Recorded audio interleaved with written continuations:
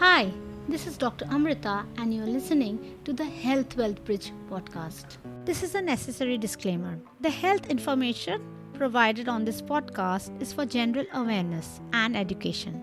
It doesn't in any way replace a doctor's professional medical advice. Kindly consult your doctor in case of any decision regarding your health and diet. I'm giving a shout out to a brand I love, a few words about a health topic, and a reading from my book, How to Walk, Write and Garden for the Healthy Life You Want. You can check out the previous episodes of this podcast to find the previous chapters of this book. When I first started podcasting in 2018 January, I used my phone to record, edit, upload everything. I used the Anchor embed options to embed my podcast episode. Then I found Pat Flynn's Smart Podcast Player. It's an easy way to help people find your new podcast right away on your website. My today's shout out is for Pat Flynn and the Smart Podcast Player. It has a wonderful free version and a paid option too.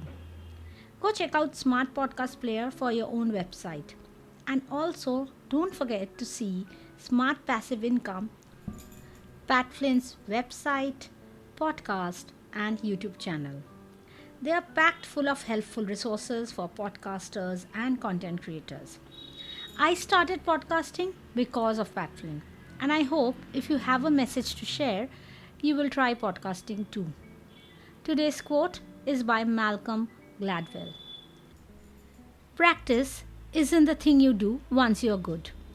It's the thing you do that makes you good. Now for the next chapter of my book, How to Walk, Write and Garden for the Healthy Life You Want. Creativity and walking. Exercise is not just about calories you burn. It has a significant role to play in the health of your bones, muscles, mental health and emotional well-being. The weaker our body is, the more worried our brain becomes. Creativity blossoms when nourished. Walking is a perfect exercise for nourishing body, mind, and spirit. When I walk, my brain gets more focused, calmer, and organized. I know what I want to say and how to say it. This results in zero time wasted. Staring at a blank screen is forgotten. Writing freestyle and first drafts are what I do best while walking. But I also edit quicker while walking. Whatever I do, I always batch the type of work I do. This prevents the loss of focus and I am more productive. A Stanford research paper tested the effect of walking on writing. Walking improves creative thinking. Sitting down after walking retains a residual creativity boost. Walking indoors on a treadmill or walking outdoors both have a good effect on creativity. Walking increases analogical creativity, but this effect was most profound for outdoor walking. It opens a free flow of ideas and gives a germ of high quality analogical expressions. Improves creativity in surprising ways while increasing physical activity. Presenting your ideas, legs seem to work in more ways than one. Walking helps us tap into our most profound creative ideas and find those hidden gems which lie trapped within. Walking gives us ideas. That's real. Mind-body connection helps you harness the power of your mind while making your body stronger. What science says about walking and creative thinking. Walking, like other forms of exercise, has a global protective effect on your cognition.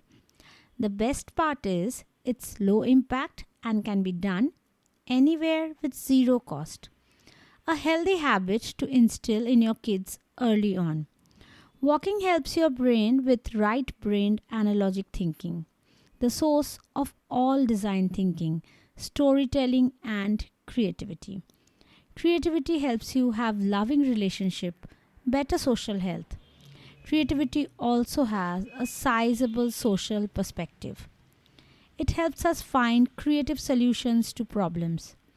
Walking has more effects on divergent thinking and finding innovative solutions to problems. It also increases creative ideation by 60%. While walking, people generate more ideas which are novel and appropriate. Taking a walk just before brainstorming will help too. This is important in education and at work, where high quality thought is needed. Since the creative effect persists even after walking ceases, biological markers may be involved in making the effect long lasting. Now, for the next part of the podcast, a few things about tuberculosis. So, today I'm going to tell you a little bit about the symptoms of TB in this segment of the podcast. What are the symptoms of tuberculosis?